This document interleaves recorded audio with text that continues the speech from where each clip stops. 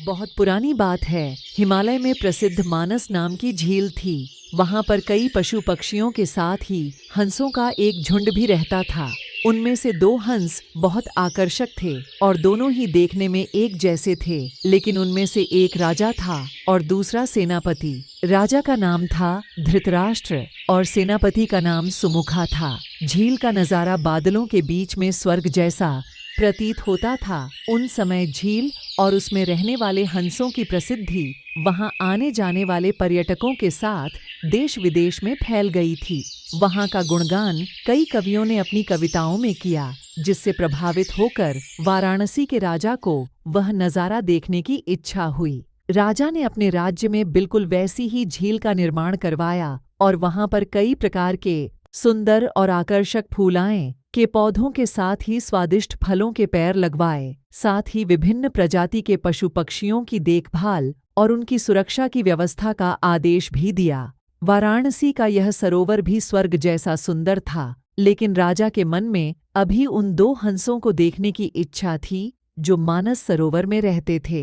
एक दिन मानस सरोवर के अन्य हंसों ने राजा के सामने वाराणसी के सरोवर जाने की इच्छा प्रकट की, लेकिन हंसाएं का राजा समझदार था। वह जानता था कि अगर वो वहां गए तो राज उन्हें पकड़ लेगा। उसने सभी हंसों को वाराणसी जाने से मना किया, लेकिन वो नहीं माने। तब राजा और सेनापति के साथ सभी हंस वाराणसी की ओर उड़ चले। जैसे ही हंसों का झुंड उस झील में पहुंचा तो अन्य हंसों को छोड़कर प्रसिद्ध दो हंसों की शोभा देखते ही बनती थी। सोने की तरह चमकती उनकी चोंच सोने की तरह ही नजर आते उनके पैर और बादलों से भी ज्यादा सफेद उनके पंख हर किसी को अपनी ओर आकर्षित कर रहे थे।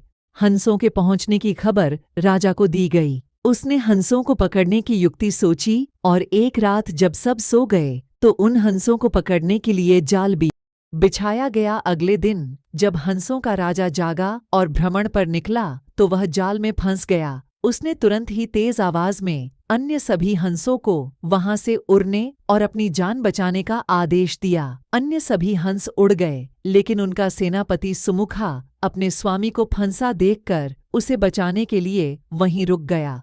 इस बीच हंस को पकड़ने के लिए सैनिक वहां आ गया। उसने देखा कि हंसों का राजा जाल में फंसा हुआ है और दूसरा राजा को बचाने के लिए वहां खड़ा हुआ है। हंस की स्वामी भक्ति देखकर सैनिक बहुत प्रभावित हुआ और उसने हंसों के राजा को छोड़ दिया। हंसों का राजा समझदार होने के साथ साथ दूरदर्शी भी था। उसने सोचा कि अगर राजा को पता चलेगा कि सैनिक ने उसे छोड़ दिया है तो राजा इसे जरूर प्राणदंड देगा। तब उसने सैनिक से कहा कि आप हमें अपने राजा के पास ले चलें। यह सुनकर सैनिक उन्हें अपने साथ राजदरबार में ले गया।